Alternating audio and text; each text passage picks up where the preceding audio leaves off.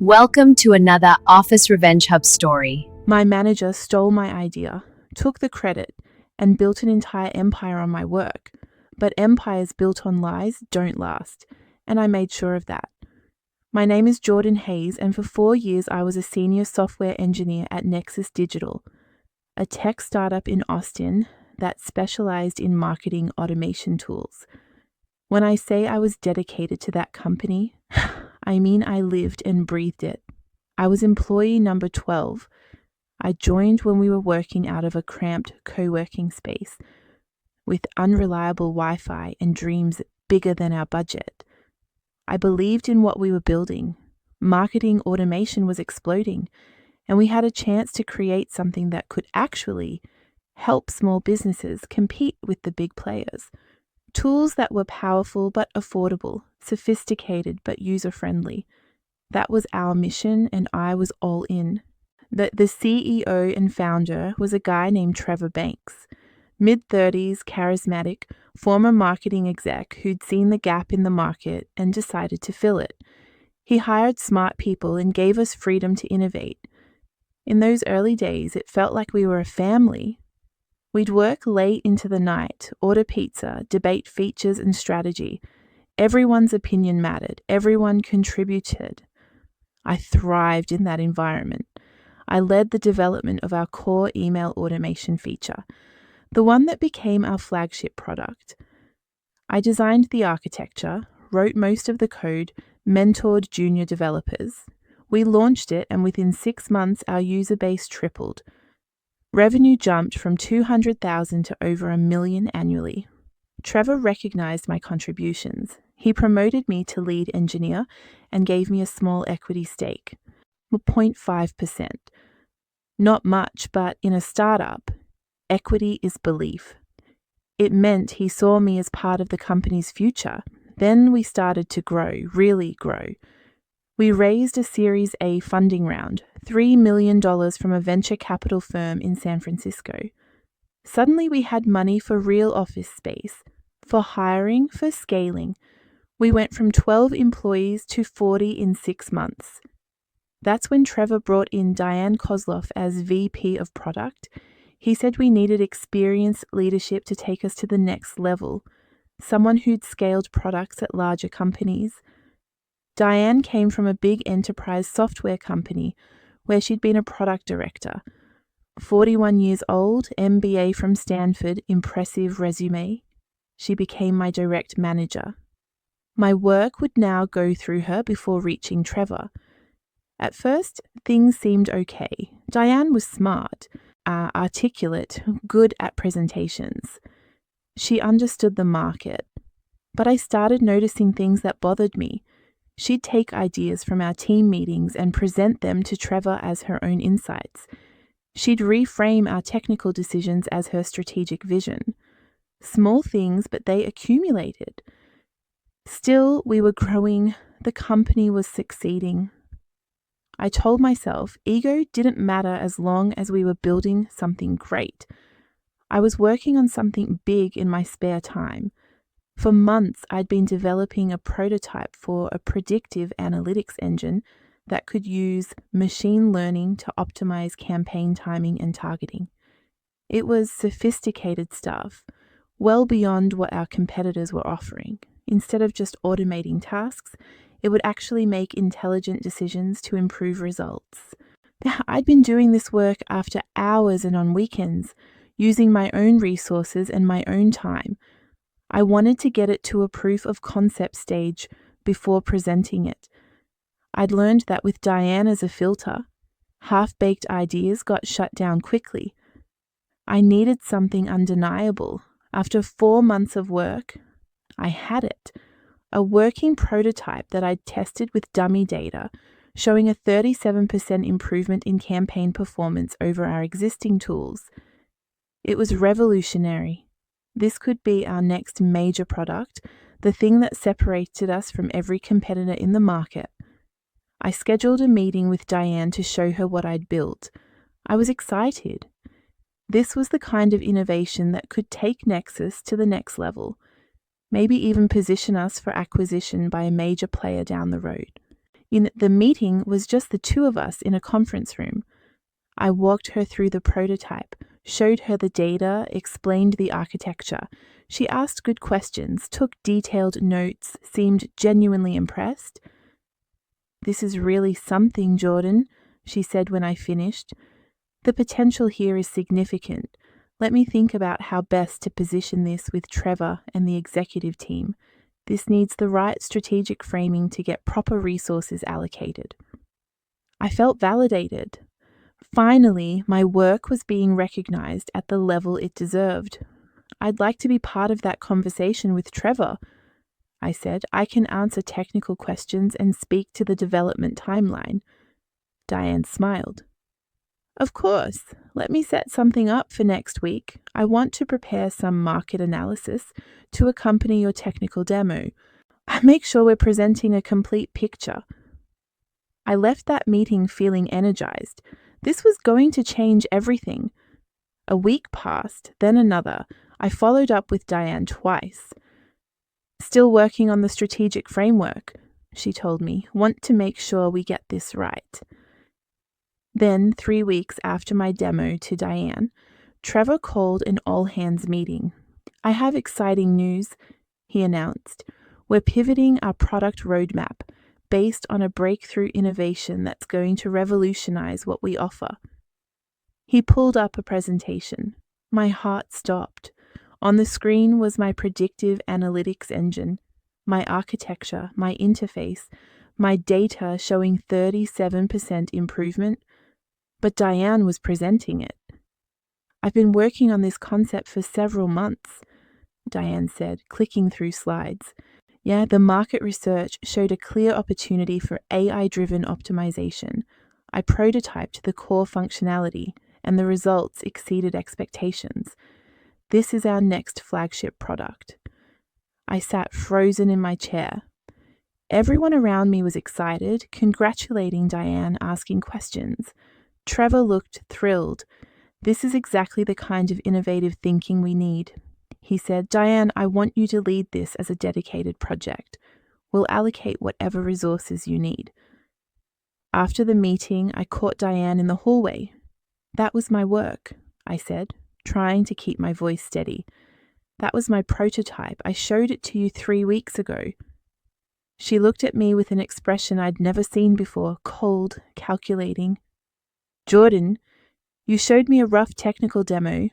What I presented today is a comprehensive product strategy with market positioning and business justification. Those are very different things. The code is mine. The algorithm is mine. The entire concept is mine. You developed it using company resources on company time," she said. "Anything created by employees belongs to the company. That's in your employment agreement. And as your manager, I'm responsible for evaluating and presenting engineering work to leadership. That's my job. I built this on my own time, using my own equipment." She smiled thinly. "Can you prove that? Do you have time-stamped logs, documentation? Because what I have is 3 weeks of documented work, refining and validating the concept. My work, I felt sick. She'd planned this. From the moment I showed her the prototype, she'd been planning to take it." "I'm going to tell Trevor the truth," I said. "Go ahead," Diane said. "Tell him that you're upset I'm getting credit for managing the product development process. Tell him you think showing me a technical prototype entitles you to ownership of the entire strategic initiative. See how that plays out for you." She walked away, leaving me standing in the hallway, shaking with rage and disbelief. I went straight to Trevor's office. His assistant said he was in back-to-back meetings all day. I sent him an urgent email requesting time to discuss the new analytics project. He responded that evening. "Diane's handling this initiative. Please coordinate with her on any technical questions. Great work on the back end, though." Great work on the back end, like I was just a code monkey implementing her vision. I tried again the next day.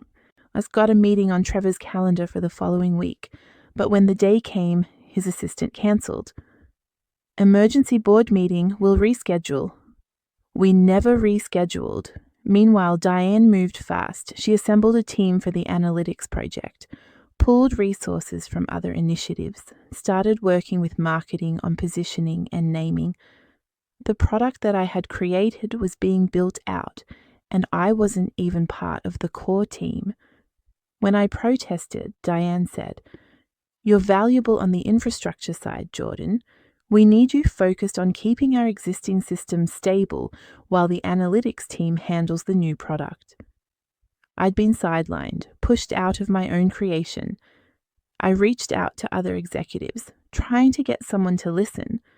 Our CTO was sympathetic, but said it was a personnel matter between me and my manager. "My chain of command exists for a reason," he said. "Work it out with Diane."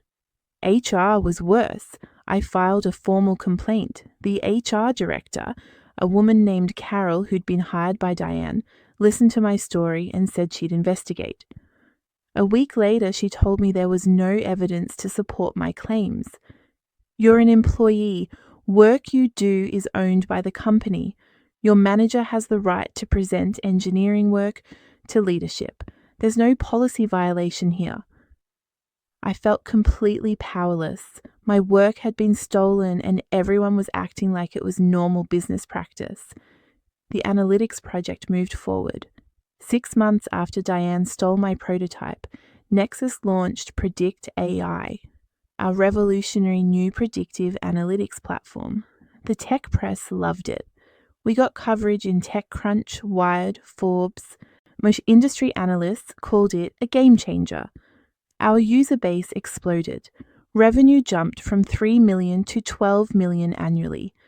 We raised a Series B funding round at a $60 million valuation. Trevor and Diane were featured in business magazines, talking about innovation and product vision. And I got a company-wide email thanking the team for their hard work, with special recognition for Diane's visionary leadership. My equity was now worth more on paper, but it felt hollow. I'd built the thing that transformed the company, and I'd gotten nothing but a generic team thank you. I started to spiral. I was angry all the time, couldn't focus on work, couldn't sleep. My girlfriend at the time, Ashley, tried to be supportive, but didn't really understand the tech world. "At least you still have your job," she'd say. "At least the company is doing well." She didn't get it. This wasn't about money or job security. It was about having my work stolen, my contribution erased, my identity as an innovator taken from me. I started making mistakes at work. Small bugs in code that I normally would have caught, missing deadlines, showing up late. I didn't care anymore. The passion was gone. Diane noticed. Of course she did. She put me on a performance improvement plan. "Your work quality has declined significantly," she said in our review meeting. "You seem disengaged. If this continues, we'll have to consider whether this role is still the right fit for you." The threat was clear. Step in line or get pushed out. I thought about quitting, about walking away and finding somewhere else to work. But I couldn't, not after what she'd done to me. And walking away felt like admitting defeat, like accepting that she'd won. Ashley left me after 8 months of watching me become increasingly bitter and obsessed. "You're not the person I started dating," she said. "All you talk about is work and how unfair everything is. I can't do this anymore." I didn't blame her. I barely recognized myself. I was at my lowest point. My work was suffering. My personal life was destroyed. My confidence was shattered. I'd pour everything into that company and I'd been betrayed by the person who was supposed to support me. Then something happened that changed everything.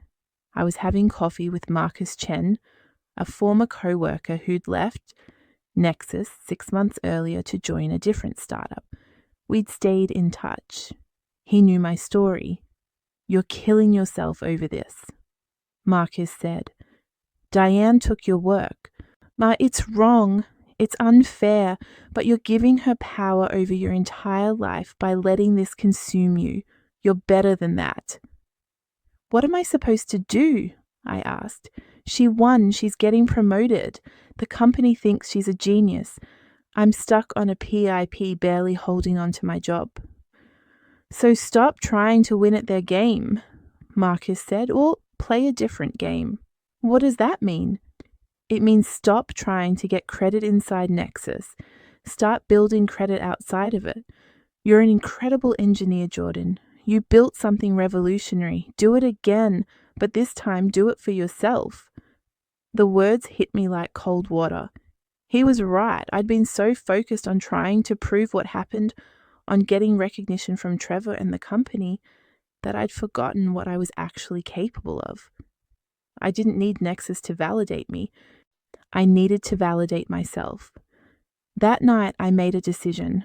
I was going to stop fighting Diane on her terms. I was going to stop trying to convince people at Nexus of the truth. Instead, I was going to rebuild my career, my reputation, and my life. And I was going to do it in a way that would eventually expose exactly what kind of leader Diane really was. Not through complaints or accusations, through results. I started by getting my performance back on track. I couldn't afford to get fired, not yet. I needed stable income while I figured out my next move. So I focused, delivered clean code, met my deadlines, got off the performance improvement plan within 2 months. Diane seemed satisfied that she'd broken me into compliance. She stopped watching me as closely. While maintaining my day job, I started working on something new in my spare time, not at the office, not on company equipment, on my personal laptop, in my apartment, with careful documentation of every hour I spent and every line of code I wrote. I was building a developer tool, something I'd always wished existed, but had never had time to create.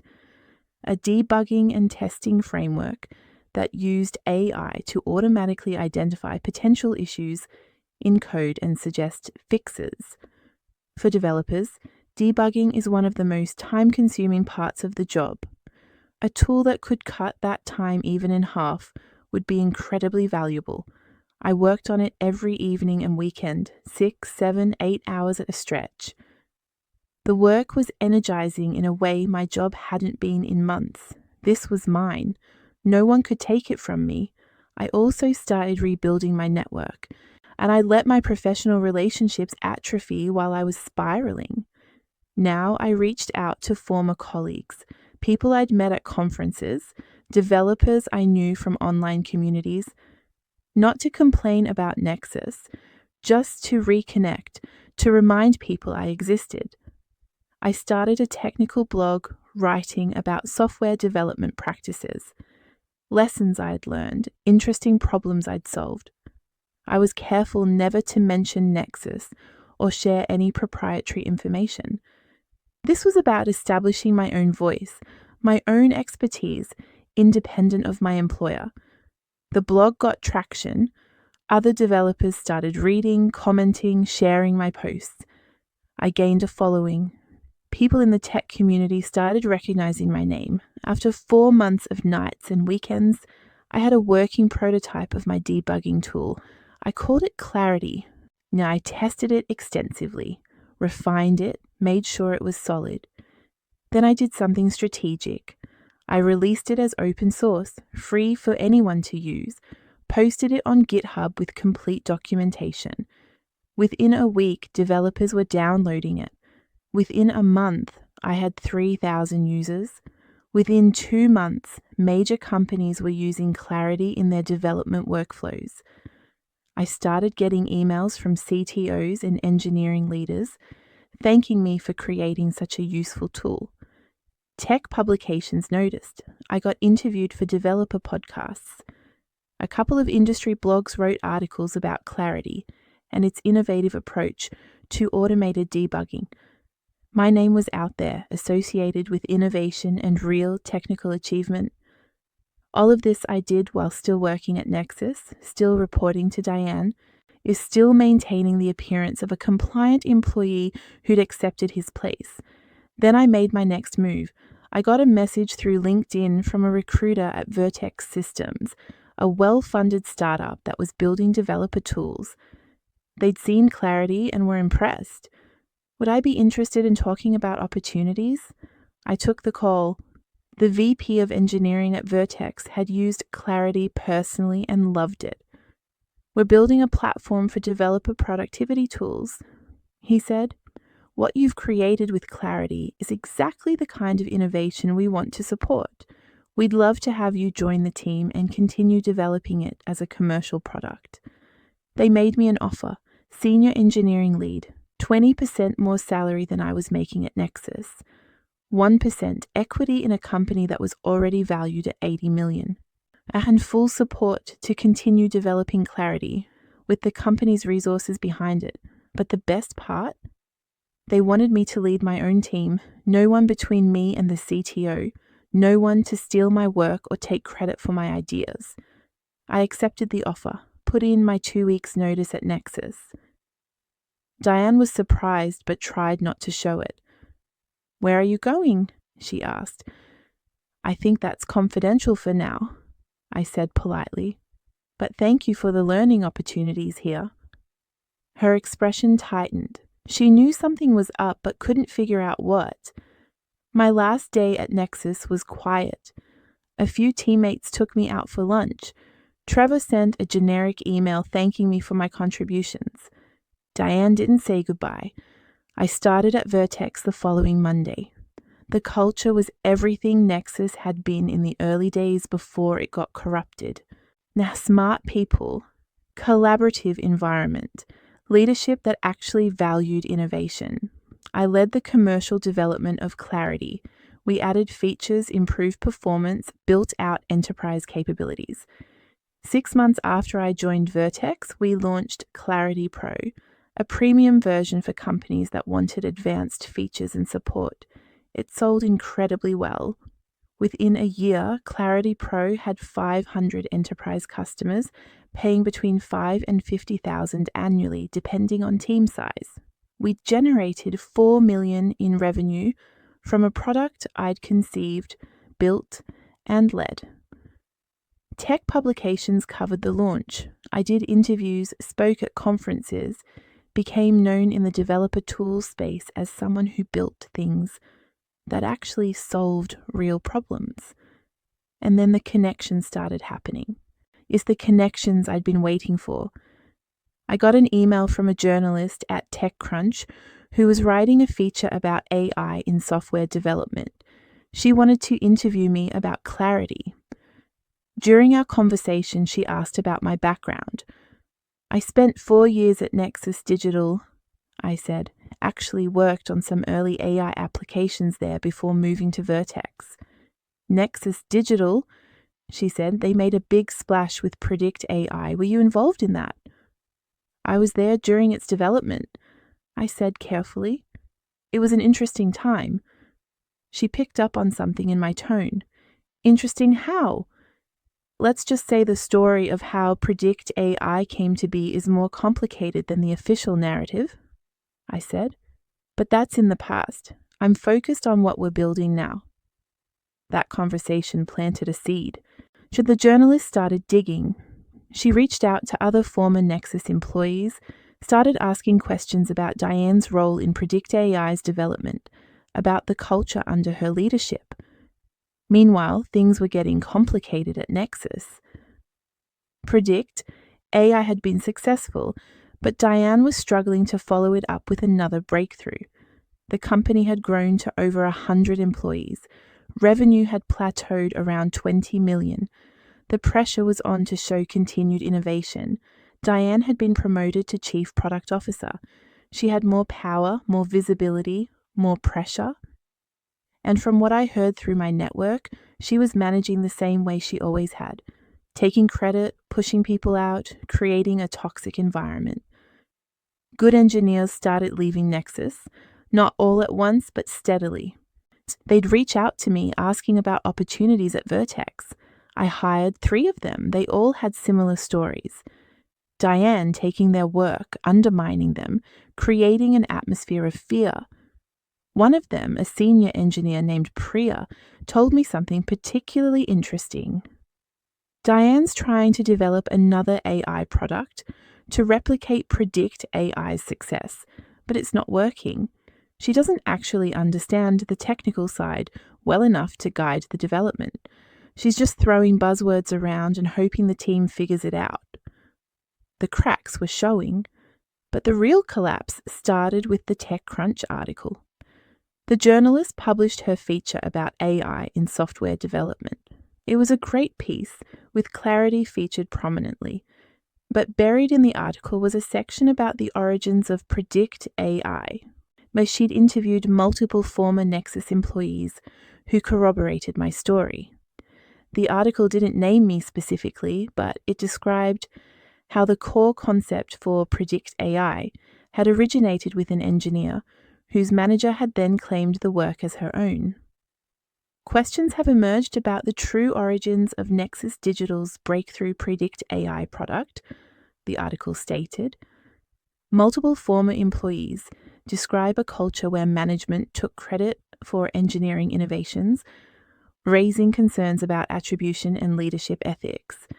The article didn't directly accuse Diane, but it didn't have to. Anyone who knew the company could read between the lines. The tech community noticed. On Twitter and Reddit, people started discussing the article, speculating about what had really happened at Nexus. Some current and former employees started sharing their own stories of working under Diane's leadership. Nexus's board of directors noticed too. They launched an internal investigation into the culture and leadership practices in the product division. They interviewed employees. They reviewed documentation. They looked at patterns of attribution and promotion. What they found was damaging. Diane had a clear pattern of taking credit for other people's work. Multiple engineers had left because of her management style. The product pipeline was weak because she'd driven away top talent. 3 months after the TechCrunch article, Diane was quietly pushed out of Nexus. The official story was that she was leaving to pursue other opportunities. But everyone in the industry knew what it really meant. Her empire, built on stolen work and false credit, had collapsed. The board brought in a new chief product officer from outside, someone with a reputation for collaborative leadership and properly crediting team contributions. Some of the engineers who'd left started returning to Nexus. The company began to rebuild its culture, but the damage to their reputation lingered. They'd lost momentum in the market. Competitors had caught up to Predict AI. Their valuation in the next funding round was flat. Meanwhile, Vertex was thriving. Clarity had become one of the most popular developer tools in the market. We'd raised our own funding round at a $200 million valuation. I'd been promoted to Director of Engineering with 2% equity. I was building a team, shipping innovative products, and actually getting credit for my work. When I ran into Trevor at a conference about a year after Diane was pushed out, he approached me during a networking session. "Jordan, I owe you an apology," he said. "I didn't listen when you tried to tell me what was happening. I trusted the wrong person and let you down." "I appreciate you saying that," I said, and I meant it. Holding on to anger at Trevor felt pointless now. He'd made a mistake, but he wasn't malicious, just blind. "For what it's worth," Trevor continued, "we've made a lot of changes. We're trying to build the kind of culture we had in the early days, the kind where everyone's contributions are valued." "I hope it works out," I said sincerely. "The original mission of Nexus was good. It just got lost along the way. We parted on decent terms, no hard feelings, but no interest in going back either. And that chapter of my life was closed. I never heard from Diane directly, but I saw her LinkedIn profile occasionally. She'd landed at a smaller company in a director role, not the CPO position she'd held at Nexus. Her trajectory had stalled. Word in the industry was that she'd been essentially blacklisted from leadership positions at top-tier startups. Too many people knew her reputation now. The revenge I'd gotten wasn't dramatic, There was no confrontation, no public exposure moment, no satisfying speech where I told her off. Instead, it was quiet and inevitable. I'd rebuilt my career and reputation to the point where the truth became obvious to everyone who mattered. Diane's pattern of taking credit caught up with her. Her inability to actually innovate on her own became clear, and the empire she'd built on my work and other people's work couldn't sustain itself once the foundation was exposed as fraudulent. 2 years after leaving Nexus, Clarity had become the industry standard debugging tool. We'd been acquired by a major tech company for $120 million.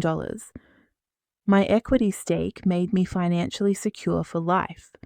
More importantly, I'd established myself as a respected innovator in the developer tools space. I still work in tech, now as a consultant and advisor for early-stage startups. I help them build engineering cultures that properly attribute work and support innovation. I speak at conferences about leadership, technical excellence, and the importance of giving credit where it's due. Young engineers sometimes ask me about my experience at Nexus, about having my work stolen. How did you deal with it? They want to know. How did you not let it destroy you? I tell them the truth. It almost did destroy me. I spent months angry and bitter and obsessed. I made myself miserable trying to fight a battle I couldn't win, on terms that were rigged against me. What saved me was changing the game, stopping trying to get justice inside a broken system and instead building something outside of it, proving my worth not through complaints or accusations, but through undeniable results.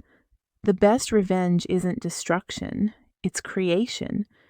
Building something so successful, so impressive, so clearly your own that the people who doubted you or stole from you become irrelevant.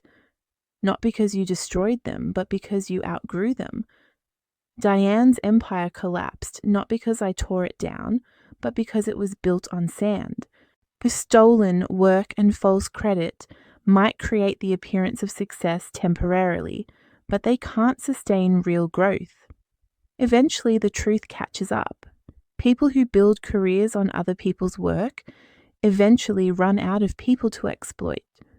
Meanwhile, people who do the actual work, who create real value, who build with integrity, they keep growing. They attract good people. They create lasting impact. Their empires are built on solid ground. I look back at that version of myself sitting in the conference room 4 years ago, watching Diane present my work as her own, feeling helpless and betrayed. I wish I could tell him that it would hurt for a long time, but that the pain would eventually fuel something better. That being pushed down would teach him to build his own ladder instead of trying to climb someone else's. That the empire built on lies would fall, and the empire built on truth would rise. That's what happened. Not quickly, not dramatically, but inevitably. And that inevitability, that patient, steady triumph of truth over deception, that's the most satisfying revenge of all. If you've ever been betrayed at work, you're not alone. Where are you watching from right now? Drop it in the comments. Subscribe to Office Revenge Hub for more powerful workplace revenge stories.